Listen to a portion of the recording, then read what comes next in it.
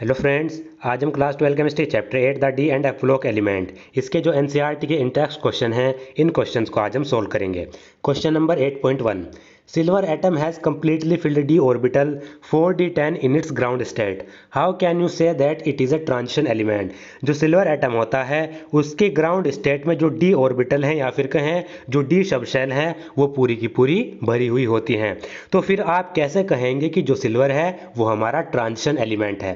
सबसे पहले transition element की डेफिनेशन पता होनी चाहिए। ट्रांजिशन एलिमेंट वह एलिमेंट होते हैं जिनकी या तो ग्राउंड स्टेट में या फिर उनकी आयोनिक फॉर्म में जो डी सबशेल है वो इनकम्प्लीटली फिल होनी चाहिए। तो अगर हम सिल्वर की बात करें, सिल्वर यानी Ag, इसकी जो ग्राउंड स्टेट में जो इलेक्ट्रॉनिक कॉन्फ़िगरेशन होती है वो है 4d10 5s1। तो हम देखते हैं जो सिल्वर है उसकी ग्राउंड स्टेट में क्या है, यहाँ पर उसकी जो डी ऑर्बिटल्स हैं वो पूरी की पूरी भरी हुई हैं। तो ये ग्राउंड स्टेट में तो ये ट्रांजिशन एलिमेंट की प्रॉपर्टी शो नहीं कर रहा। अब देखते हैं क्या आयनिक फॉर्म में जो Ag है, जो सिल्वर है, वो ट्रांजिशन एलिमेंट की प्रॉपर्टी शो करता है या नहीं करता। तो हम पाते हैं कि जो सिल्वर है वो दो प्रकार की ऑक्सीडेशन स्टेट शो करता है, एक तो +1 और एक +2।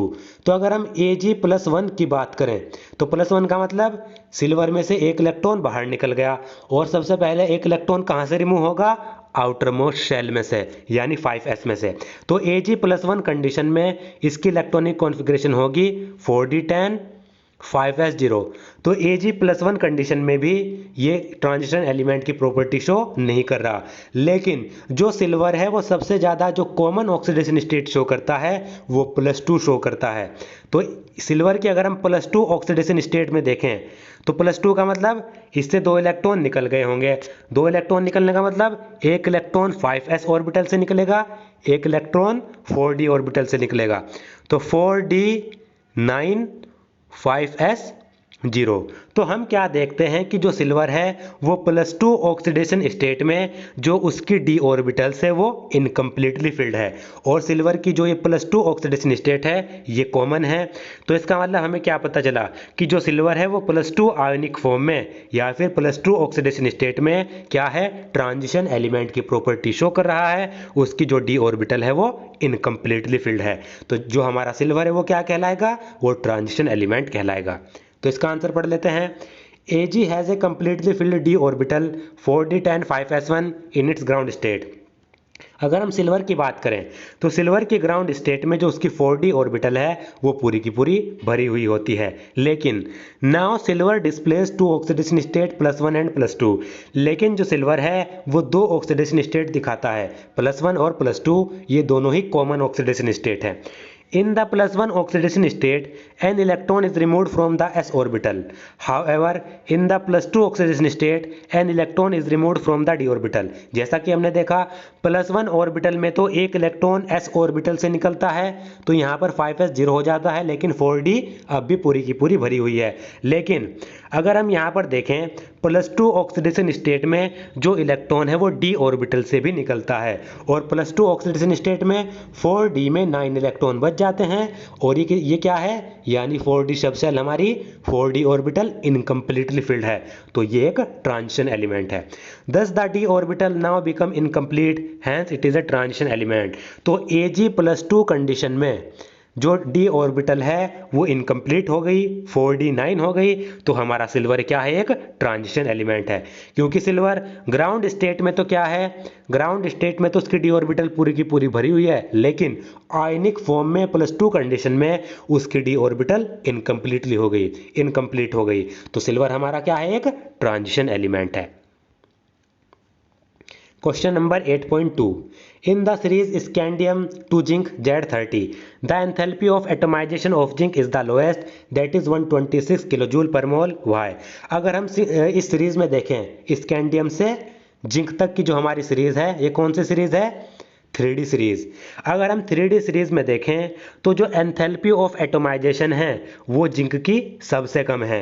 जिंक की एंथैल्पी ऑफ एटोमाइजेशन सिर्फ 126 किलोजूल पर मोल है। ऐसा क्यों?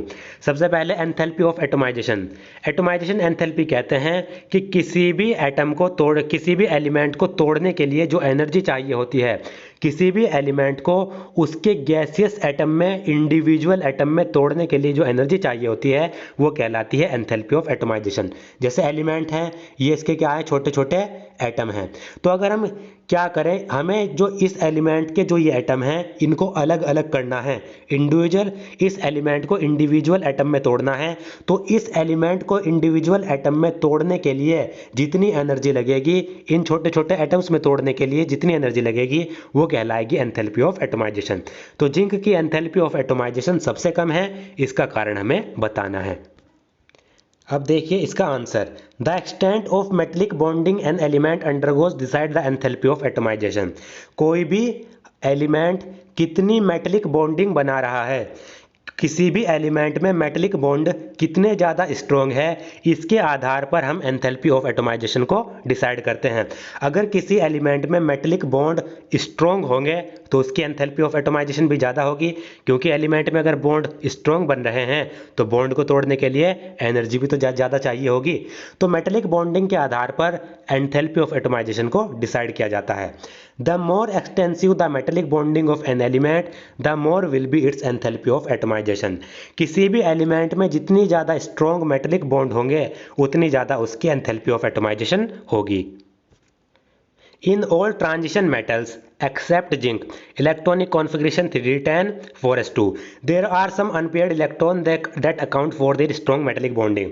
सभी ट्रांजिशन मेटल में सिर्फ जिंक को छोड़कर, जिंक की इलेक्ट्रॉनिक कॉन्फ़िगरेशन कितनी होती है 3d10 4s2।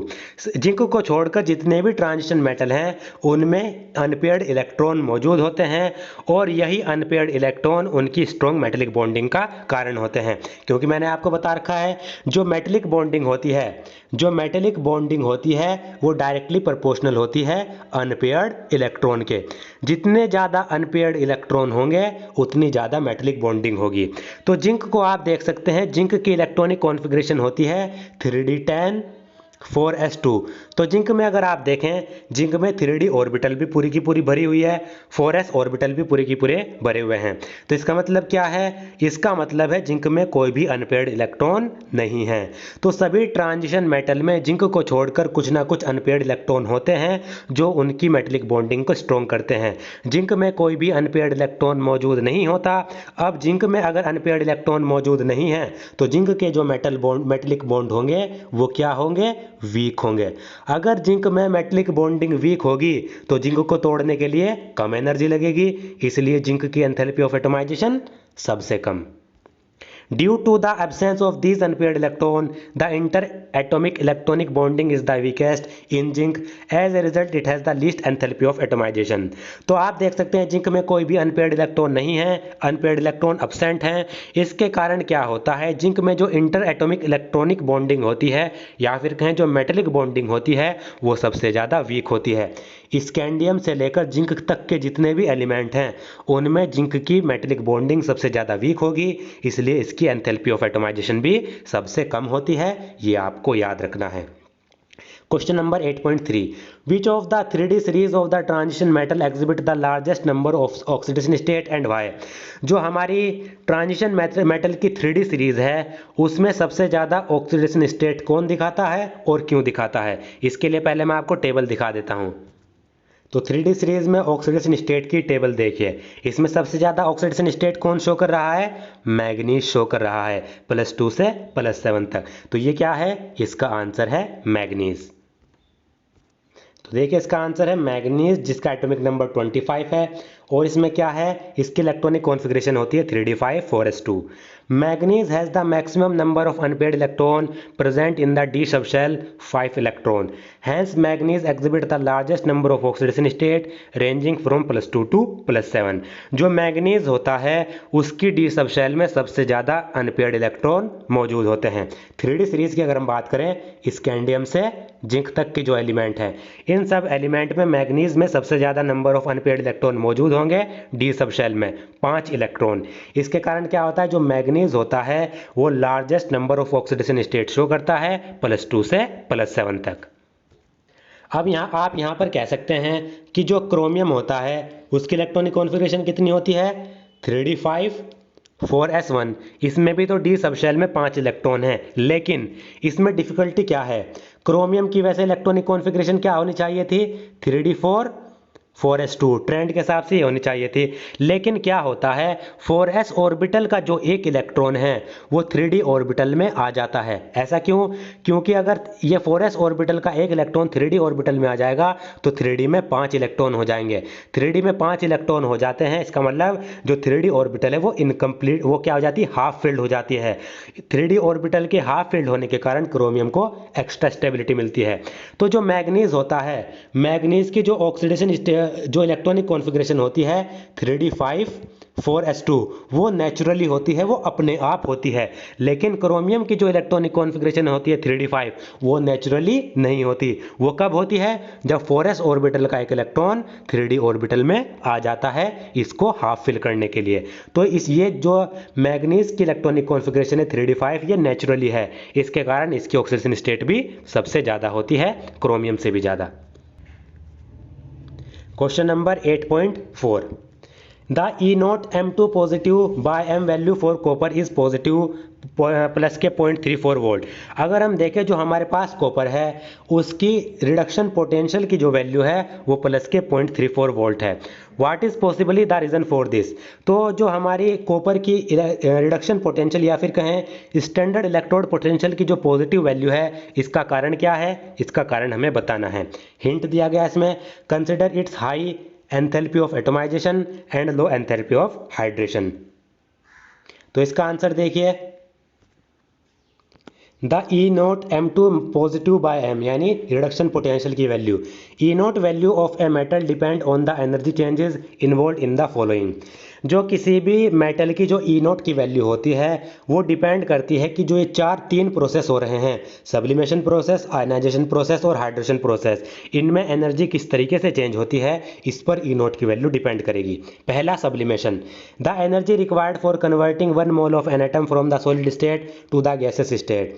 किसी भी 1 मोल एटम को सॉलिड स्टेट से डायरेक्टली गैसेस स्टेट में कन्वर्ट करने के लिए जो एनर्जी लगती है उसको कहते हैं एंथैल्पी ऑफ सब्लिमेशन। और आपको याद रखना है जो एंथैल्पी ऑफ सब्लिमेशन होती है वो एंथैल्पी ऑफ एटमाइजेशन के बराबर होती है।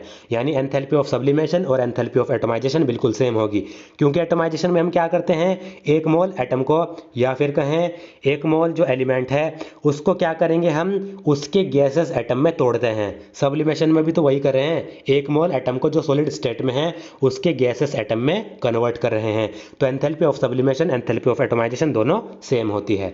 दूसरी ionisation energy, the energy required to take out electron from 1 mole of atom in the gaseous state.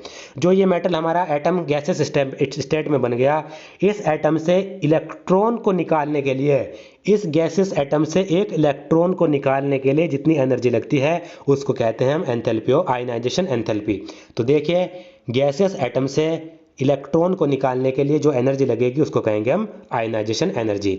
यहाँ पर 2 पॉजिटिव का मतलब इससे 2 इलेक्ट्रॉन निकाले गए हैं, तो इसमें क्या यूज़ होगी, first ionisation energy, second ionisation energy. और इसमें अब थर्ड है hydration energy, the energy released when 1 mole of ion are hydrated. जो 1 मोल आयंस को, जो ये हमारे गैसेस आयन बन गए हैं, इन मोल्स को, 1 मोल आयंस को हाइड्रेटेड करने के लिए, हाइड्रेटेड का मतलब एक्वस फॉर्म में कन्वर्ट करने के लिए जो एनर्जी रिलीज होती है उसको हम कहते हैं एंथैल्पी ऑफ हाइड्रेशन या फिर हाइड्रेशन एंथैल्पी। तो यहाँ पर देखिए हमारे आयन हैं गैसेस आयन, इन गैसेस आयन को एक्वस आयन में कन्वर्ट करने के लिए या फिर हाइड्रेटेड करने के लिए, जो एनर्जी रिलीज होती है वो कहलाती है हमारी हाइड्रेशन एनर्जी। तो ये जो 3 एनर्जी हैं, इन तीनों एनर्जी के आधार पर ही हम बताते हैं किसी एलिमेंट की E0 की वैल्यू पॉजिटिव होगी या फिर नेगेटिव होगी। ये इन तीनों एनर्जी पर ही डिपेंड करता है। होता क्या है, ये जो दोनों एंथैल्पी होती हैं ये प्रोसेस होते हैं एंडोथर्मिक, सब्लिमेशन प्रोसेस और आयनाइजेशन प्रोसेस, ये एंडोथर्मिक प्रोसेस होते हैं, इनकी एंथैल्पी की वैल्यू पॉजिटिव होती है। जबकि जो हाइड्रेशन एनर्जी होती है ये होती है एक्सोथर्मिक, यानी इसकी क्या होगी, नेगेटिव वैल्यू होगी, हाइड्रेशन एनर्जी हमारी नेगेटिव होगी। Now copper has a high energy of atomization and low hydration energy. Hence the E naught value for copper is positive. अब होता क्या है, जो कॉपर की एटोमाइजेशन एनर्जी होती है वो तो बहुत ज़्यादा हाई होती है। कॉपर की एटोमाइजेशन एनर्जी और आयनाइजेशन एनर्जी ये तो बहुत ज़्यादा हाई होती हैं, लेकिन कॉपर की जो हाइड्रेशन एनर्जी होती है वो लो होती है। इसके कारण कॉपर की ई नोट की वैल्यू क्या हो जाती है, पॉजिटिव हो जाती है। देखिए यहाँ पर कॉपर की एटोमाइजेशन एनर्जी भी हाई, हाई एटोमाइजेशन एनर्जी का मतलब ये पॉजिटिव होगी। कॉपर की जो हमारी आयनाइजेशन एनर्जी है वो भी हाई, आयनाइजेशन एनर्जी होगी तो ये भी पॉजिटिव होती है। और कॉपर की जो हाइड्रेशन एनर्जी होती है वो नेगेटिव और ये क्या होती है, लो होती है। अब कॉपर की जो ये हाइड्रेशन एनर्जी है ये बहुत ज़्यादा लो है। इसके कारण ये जो हाइड्रेशन एनर्जी है ये आयनाइजेशन एनर्जी और सब्लिमेशन एनर्जी को बैलेंस नहीं कर पाती, जिसके कारण कॉपर की जो ई नोट की वैल्यू है वो कौन सी तरफ चली जाती है, वो पॉजिटिव की तरफ चली जाती है। क्योंकि ये भी हाई वैल्यू, ये भी हाई वैल्यू, और जो नेगेटिव में है हाइड्रेशन एनर्जी उसकी वैल्यू लो। तो जब ये दो पॉजिटिव वैल्यू क्या हैं, हाई हैं, तो कॉपर की ई नोट की वैल्यू कौन सी तरफ जाएगी, हाई तरफ जाएगी। इसको मैं आपको एक एग्जांपल से समझा देता हूँ। होता कुछ इस तरीके से है, मान लीजिए हमारे पास टोटल एंथैल्पी निकालनी है हमें। टोटल एंथैल्पी और टोटल एंथैल्पी की क्या आ जाती है हमें, टोटल एंथैल्पी की वैल्यू से ही हमें ई नोट की वैल्यू पता लगती है। मान लीजिए उसकी जो सब्लिमेशन एनर्जी है वो कितनी है, 100 है। सब्लिमेशन एनर्जी 100 प्लस में होती है, प्लस आयनाइजेशन एनर्जी उसकी मान लीजिए कितनी है, 150 मान लीजिए, प्लस के 150 या 200 मान लीजिए, 200। ये वैल्यू मैं क्या कर रहा हूँ, सपोज कर रहा हूँ समझाने के लिए आपको। सब्लिमेशन एनर्जी मान लीजिए उसकी सपोज करिए 100 है, और आयनाइजेशन एनर्जी उसकी 200 है, और जो हाइड्रेशन एनर्जी होती है कॉपर की वो बहुत ही लो, वो लो होती है। मान लीजिए वो कितनी है, वो 150 मान लीजिए या फिर इतनी मान लीजिए। तो इसके कारण क्या होता है, इसको जो सब्लिमेशन एनर्जी है इसको भी हम 200 ही मान लेते हैं। सब्लिमेशन एनर्जी भी 200, आयनाइजेशन एनर्जी भी 200, और ये हमारी 150। तो फिर क्या होता है, इन दोनों को प्लस करेंगे, 400 माइनस के 150, तो ई नोट की वैल्यू, टोटल एंथैल्पी की वैल्यू किस में आई, टोटल एंथैल्पी की वैल्यू आएगी हमारी प्लस के 250। तो होता क्या है इसमें, सब्लिमेशन एनर्जी हाई होने के कारण, आयनाइजेशन एनर्जी की हाई होने के कारण जो हमारी टोटल एंथैल्पी की जो वैल्यू है वो पॉजिटिव की तरफ चली जाती है। टोटल एंथैल्पी की वैल्यू अगर पॉजिटिव की तरफ जाएगी तो ई नोट की वैल्यू भी पॉजिटिव की तरफ जाती है। ये वैल्यू मैंने सिर्फ आपको समझाने के लिए रखी है, एक्चुअल वैल्यू बहुत ही ज़्यादा हाइयर होती है। तो ई नोट की वैल्यू क्या होती है, इन दोनों के हाई होने के कारण और इन दोनों के पॉजिटिव होने के कारण ई नोट की वैल्यू पॉजिटिव की तरफ चली जाती है, जिसके कारण क्या होता है, जो हाइड्रेशन एंथैल्पी है कॉपर की वो सब्लिमेशन एनर्जी और आयनाइजेशन एनर्जी को बैलेंस नहीं कर पाएगी। अब जब ये बैलेंस नहीं कर पा रही तो उसकी ई नोट की वैल्यू कितनी हो जाती है, पॉजिटिव हो जाती है। इसलिए हमारी कॉपर की ई नोट की वैल्यू पॉजिटिव होती है, प्लस के कितने होती है, प्लस के 0.3 वोल्ट। और पूरी 3D सीरीज में कॉपर की ही प्लस में हमारी क्या होगी, ई नोट की वैल्यू होगी। ये आपको याद रखना है। Question number 8.5, How could you account for the irregular variation of ionization enthalpy first and second in the first series of the transition element? जो हमारी ट्रांजिशन एलिमेंट की जो फर्स्ट सीरीज है उसकी फर्स्ट और सेकंड आयनाइजेशन एंथैल्पी में थोड़ा irregular variation है। तो आप ये इरेगुलर वेरिएशन को किस तरीके से समझाएंगे ये आपको बताना है। तो सबसे पहले मैं आपको आयनाइजेशन एनर्जी दिखा देता हूँ। तो यहाँ पर देखिए आयनाइजेशन एनर्जी 3D सीरीज में सबसे पहले अगर आप देखें यहाँ पर ये तो इनकी इलेक्ट्रॉनिक कॉन्फ़िगरेशन दी गई है, यहाँ पर दी गई है ये आयनाइजेशन एंथैल्पी।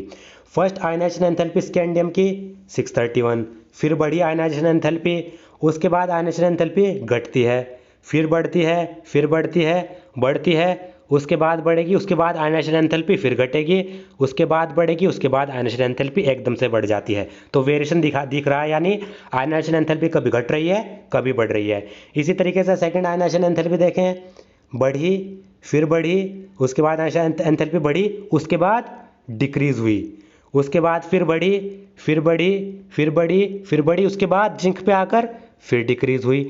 तो ये वेरिएशन क्यों है, इसका कारण ही हमें बताना है। तो देखिए ionisation enthalpy are found to increase in the given series due to a continuous filling of the inner d orbital.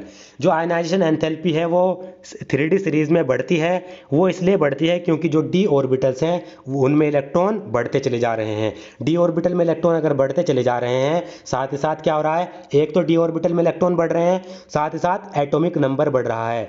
Atomic number बढ़ेगा तो इलेक्ट्रॉन जो हमारा न्यूक्लियस है उसमें प्रोटॉन बढ़ेगा, प्रोटॉन बढ़ेगा तो न्यूक्लियस में पॉजिटिव चार्ज बढ़ रहा है, पॉजिटिव चार्ज बढ़ रहा है तो न्यूक्लियस की जो पावर है वो बढ़ रही है। अब जब न्यूक्लियस में प्रोटॉन बढ़ेंगे तो न्यूक्लियस की पावर बढ़ेगी और न्यूक्लियस क्या करेगा, इलेक्ट्रॉन पर और ज़्यादा फोर्स लगाएगा। न्यूक्लियस इलेक्ट्रॉन पर अगर और ज़्यादा फोर्स लगाएगा तो क्या होगा, इलेक्ट्रॉन को निकालने के लिए एनर्जी ज़्यादा लगेगी। इसलिए स्कैंडियम से जिंक पर जाने पर आयनाइजेशन एंथैल्पी इंक्रीज होती है, लेकिन कहीं कहीं पर डिक्रीज भी होती है।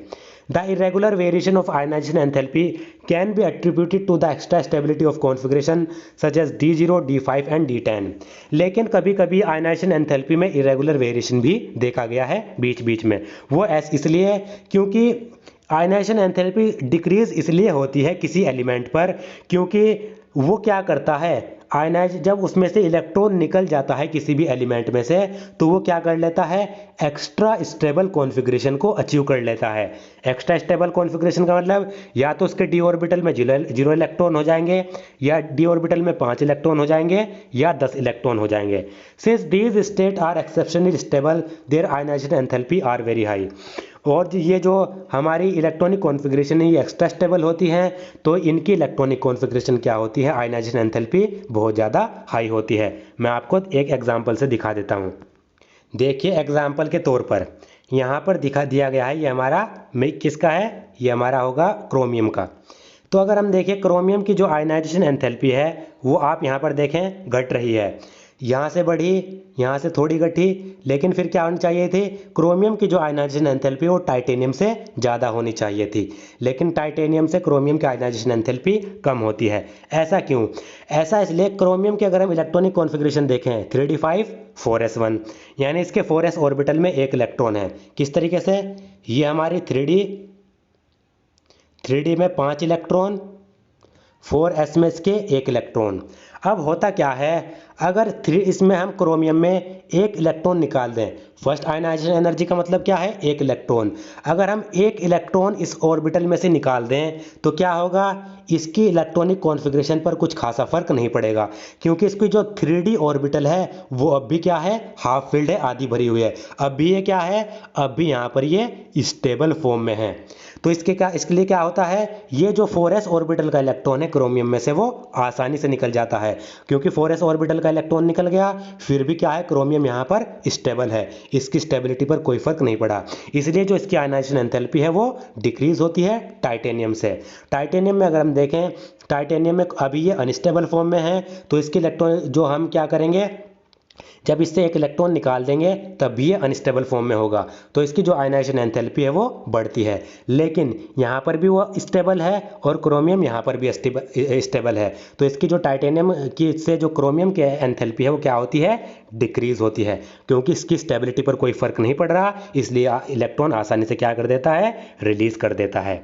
इसी तरीके से अगर हम सेकेंड आयनाइजेशन एंथैल्पी की बात करें, सेकेंड आयनाइजेशन एंथैल्पी में देखिए क्रोमियम से मैग्नीज पर जाने पर आयनाइजेशन एंथैल्पी कितनी घट रही है। क्यों घटेगी, मैग्नीज पर इसलिए घटती है क्योंकि ये होती है सेकेंड आयनाइजेशन एंथैल्पी। मैग्नीज के अगर हम इलेक्ट्रॉनिक कॉन्फ़िगरेशन देखें, एक इलेक्ट्रॉन निकलने के बाद जो मैग्नीज की इलेक्ट्रॉनिक कॉन्फ़िगरेशन होती है वो है 3d5 4s1, यानी इसके 3d में 5 इलेक्ट्रॉन और 4s में 1 इलेक्ट्रॉन। अब मैग्नीज के अगर 4s ऑर्बिटल से एक इलेक्ट्रॉन निकल भी जाए तो क्या होगा, जो मैग्नीज की इलेक्ट्रॉनिक कॉन्फ़िगरेशन होगी वो कितनी बचेगी, 3d5 बचेगी। तो एक इलेक्ट्रॉन निकलने के बाद भी मैग्नीज की स्टेबिलिटी पर कोई फर्क नहीं पड़ रहा, मैग्नीज यहाँ पर भी स्टेबल, यहाँ पर भी स्टेबल, तो मैग्नीज की स्टेबिलिटी पर कोई फर्क नहीं पड़ा। इसके कारण क्या होता है, जो मैग्नीज है वो आसानी से क्या कर देता है, एक इलेक्ट्रॉन को निकालने देता है, तो इसलिए मैग्नीज के सेकंड आयनाइजेशन एंथैल्पी घटती है, उसकी स्टेबिलिटी पर कोई फर्क नहीं पड़ा। जबकि क्रोमियम की जो सेकंड सेकंड आयनाइजेशन एंथैल्पी है वो क्या है, क्रोमियम की सेकंड आयनाइजेशन एंथैल्पी बढ़ रही है। फर्स्ट तो घट रही है यहाँ से, लेकिन सेकंड आयनाइजेशन एंथैल्पी बढ़ रही है। वो क्यों, देखिए, क्योंकि क्रोमियम से एक इलेक्ट्रॉन निकलने के बाद उसके 3d ऑर्बिटल में 5 इलेक्ट्रॉन बचे। 3d ऑर्बिटल में 5 इलेक्ट्रॉन रहने का मतलब क्या है, 3d ऑर्बिटल हाफ फील्ड है और half filled orbital extra stable होती है। अब क्रोमियम नहीं चाहेगा कि इससे दूसरा इलेक्ट्रॉन निकले और क्रोमियम स्टेबल से अनस्टेबल की ओर जाए, इसलिए क्रोमियम की सेकंड आयनाइजेशन एंथैल्पी बढ़ जाती है, क्योंकि क्रोमियम स्टेबल से अनस्टेबल की ओर जा रहा है। इसलिए क्रोमियम आसानी से ये वाला इलेक्ट्रॉन निकलने नहीं देता। इस इलेक्ट्रॉन को निकालने के लिए एनर्जी ज़्यादा लगती है, इसलिए क्रोमियम की सेकंड आयनाइजेशन एंथैल्पी बढ़ जाती है। तो कभी घट रही है, कभी एनर्जी बढ़ रही है, इसका मतलब क्या है, यहाँ पर बढ़ी, यहाँ पर घटी। ये क्यों, ये डिपेंड करता है इसकी इलेक्ट्रॉनिक कॉन्फ़िगरेशन पर, इनकी स्टेबिलिटी पर। किसी इलेक्ट्रॉनिक कॉन्फ़िगरेशन में वह स्टेबल होंगे तो आसानी से इलेक्ट्रॉन नहीं निकलने देंगे, आयनाइजेशन एंथैल्पी बढ़ जाएगी। किसी इलेक्ट्रॉनिक कॉन्फ़िगरेशन में वह अनस्टेबल होंगे, अनस्टेबल से स्टेबल की ओर जाएंगे तो आयनाइजेशन एंथैल्पी क्या हो जाएगी, डिक्रीज हो जाएगी, आसानी से इलेक्ट्रॉन निकलने देंगे। तो इनकी स्टेबिलिटी पर डिपेंड करता है, इनकी कॉन्फ़िगरेशन पर डिपेंड करता है। In case of first ionisation enthalpy chromium has low ionisation energy. जैसे कि मैंने आपको बताया, फर्स्ट आयनाइजेशन एनर्जी में क्रोमियम की आयनाइजेशन एनर्जी ट्रेंड के हिसाब से बढ़नी चाहिए थी, लेकिन क्रोमियम की आयनाइजेशन एनर्जी घटती है। This is because after losing one electron it attains the stable configuration. घट रही क्यों है, क्योंकि एक इलेक्ट्रॉन लूज करने के बाद क्रोमियम क्या कर लेता है, स्टेबल कॉन्फ़िगरेशन को अचीव कर लेता है। तो जब क्रोमियम एक इलेक्ट्रॉन लूज करने के बाद स्टेबल हो रहा है तो वो एक इलेक्ट्रॉन आसानी से निकलने देता है, आयनाइजेशन एनर्जी उसकी घट जाती है। जबकि दूसरी तरफ zinc has exceptionally high first ionisation energy as an electron has to be removed from stable and fully filled orbital. जबकि हम देखें, जो जिंक की आयनाइजेशन एनर्जी है वो एकदम से बहुत ज़्यादा बढ़ जाती है। ऐसा इसलिए क्योंकि जो जिंक होता है उसमें क्या होता है, फुली फिल्ड ऑर्बिटल होती है। मैं आपको दिखा देता हूँ। यहाँ पर देखिए, जो जिंक की आयनाइजेशन एनर्जी है वो बहुत ज़्यादा बढ़ रही है। यहाँ पर तो कम बढ़ी, लेकिन यहाँ पर 745 से 906 हो गई। ऐसा इसलिए क्योंकि जो जिंक ग्राउंड स्टेट में जिंक की इलेक्ट्रॉनिक कॉन्फ़िगरेशन होती है 3d10 4s2। अब ये फुली फिल्ड, ये भी फुली फिल्ड। आपको पता है अगर ऑर्बिटल फुली फिल्ड होगी तो बहुत ज़्यादा स्टेबल होगी। अब जिंक से अगर हमें एक इलेक्ट्रॉन निकालना है तो उसकी इलेक्ट्रॉनिक कॉन्फ़िगरेशन क्या हो जाएगी, 3d10 4s1। अब जिंक एक्स्ट्रा स्टेबल से अनस्टेबल की ओर नहीं जाना चाहेगा। ये भी स्टेबल होती है, लेकिन ये वाली जो स्टेट है ये इस वाली स्टेट की तुलना में कम स्टेबल होती है। तो जिंक ज़्यादा स्टेबल से कम स्टेबल स्टेट में नहीं जाना चाहेगा, इसलिए क्या होता है, जिंक से एक इलेक्ट्रॉन निकालने में बहुत ज़्यादा एनर्जी चाहिए होती है, इसलिए जिंक क्या हो जाती है, जो आयनाइजेशन एंथैल्पी वो बढ़ जाती है और ट्रेंड के हिसाब से कुछ ज़्यादा ही बढ़ती है। अब आप बात करते हैं सेकंड आयनाइजेशन एनर्जी की।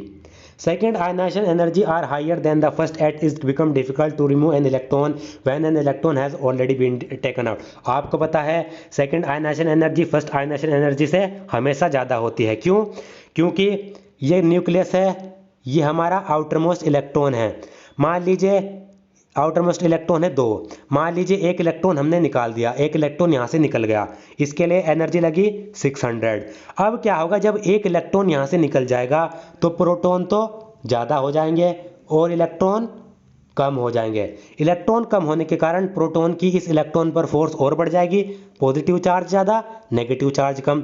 तो इलेक्ट्रॉन की इस अकेले जो एक इलेक्ट्रॉन निकल गया, नेगेटिव चार्ज कम हो गया, तो ये हमारा जो न्यूक्लियस है ये इस इलेक्ट्रॉन पर और ज़्यादा फोर्स लगाएगा, और ज़्यादा फोर्स लगाएगा तो इस दूसरे इलेक्ट्रॉन को निकालने के लिए इससे ज़्यादा एनर्जी लगेगी, इससे ज़्यादा ही लगेगी, ग्रेटर देन 600, 1000, 700, 800 कितनी भी लग सकती है। तो सेकंड आयनाइजेशन एनर्जी हमेशा फर्स्ट आयनाइजेशन एनर्जी से ज़्यादा होती है, क्योंकि सेकंड इलेक्ट्रॉन को निकालना डिफिकल्ट होता है। Also element like chromium and copper have exceptionally high second ionization energies as after losing the first electron they have attained the stable configuration chromium positive 3d5 and copper positive 3d10। और आपको पता है जो second ionization enthalpy होती है वो chromium और copper की बहुत ज़्यादा होती है। ऐसा इसलिए क्योंकि क्रोमियम और कॉपर क्या होता है, एक इलेक्ट्रॉन लूज करने के बाद स्टेबल हो जाते हैं, उनकी इलेक्ट्रॉनिक कॉन्फ़िगरेशन ये हो जाती है। अब ये क्या है 3d5, स्टेबल है, 3d10 स्टेबल है। तो इन स्टेबल कॉन्फ़िगरेशन में से इलेक्ट्रॉन निकालना भारी हो जाता है। Hence taking out one electron more from this stable configuration will require a lot of energy. तो इन इलेक्ट्रॉनिक कॉन्फ़िगरेशन में से जो ये स्टेबल इलेक्ट्रॉनिक कॉन्फ़िगरेशन है, इनमें से एक और इलेक्ट्रॉन निकालना बहुत ज़्यादा भारी हो जाता है, जिसके लिए एनर्जी भी ज़्यादा लगती है। आप यहाँ पर देख सकते हैं क्रोमियम की पहले तो घट रही थी, लेकिन सेकंड आयनाइजेशन एंथैल्पी बढ़ रही है। ऐसा इसलिए क्योंकि क्रोमियम एक इलेक्ट्रॉन लूज करने के बाद स्टेबल हो जाता है। अब स्टेबल कॉन्फ़िगरेशन में से एक और इलेक्ट्रॉन निकालना भारी हो जाता है, जिसके लिए क्या हो जाती है, इलेक्ट्रॉन ये इसकी आयनाइजेशन एंथैल्पी बढ़ जाती है, सेकंड आयनाइजेशन एंथैल्पी। ऐसे अगर हम कॉपर की बात करें, कॉपर में से भी क्या हो रहा है, बढ़ रही है, बहुत ज़्यादा बढ़ रही है इसकी सेकंड आयनाइजेशन एंथैल्पी। ऐसा इसलिए क्योंकि कॉपर में से एक इलेक्ट्रॉन निकलने के बाद इसकी इलेक्ट्रॉनिक कॉन्फ़िगरेशन हो जाती है 3d10 इस कंडीशन में, Cu पॉजिटिव कंडीशन में। और आपको पता है 3d10 यानी d ऑर्बिटल पूरी की पूरी भरी हुई है, d ऑर्बिटल पूरी की पूरी भरी हुई है, तो ये एक्स्ट्रा स्टेबल है। अब इस एक्स्ट्रा स्टेबल स्टेट में से एक और इलेक्ट्रॉन निकालना भारी हो जाएगा, जिसके कारण कॉपर की इलेक्ट्रॉन जो आयनाइजेशन एंथैल्पी है, सेकंड आयनाइजेशन एंथैल्पी, वो बहुत ज़्यादा बढ़ जाती है। और जो जिंक की अगर हम बात करें, जिंक की फर्स्ट आयनाइजेशन एंथैल्पी बढ़ रही थी, सेकंड आयनाइजेशन एंथैल्पी घट रही है। जिंक की सेकंड आयनाइजेशन एंथैल्पी क्यों घट रही है? क्योंकि जिंक एक इलेक्ट्रॉन निकालने के बाद 3d10 4s1 इलेक्ट्रॉनिक कॉन्फ़िगरेशन हो जाती है उसकी, 3d10 4s1, ये भी स्टेबल कॉन्फ़िगरेशन है। लेकिन अगर हम जिंक में से एक और इलेक्ट्रॉन निकाल दें, ये वाला इलेक्ट्रॉन भी निकाल दें, तो जिंक क्या हो जाएगा, 3d10 कॉन्फ़िगरेशन में आ जाएगा। ये भी स्टेबल है और ये भी स्टेबल है, यानी एक और इलेक्ट्रॉन निकालने के बाद जिंक की स्टेबिलिटी पर कोई खास फर्क नहीं पड़ रहा। इसलिए जिंक की इलेक्ट्रॉनिक कॉन्फ़िगरेशन यहाँ पर सेकंड आयनाइजेशन एंथैल्पी घट जाती है। और क्या हो जाता है, जिंक की सेकंड आयनाइजेशन एंथैल्पी घट रही है और वो सेकंड इलेक्ट्रॉन आसानी से निकालने देता है।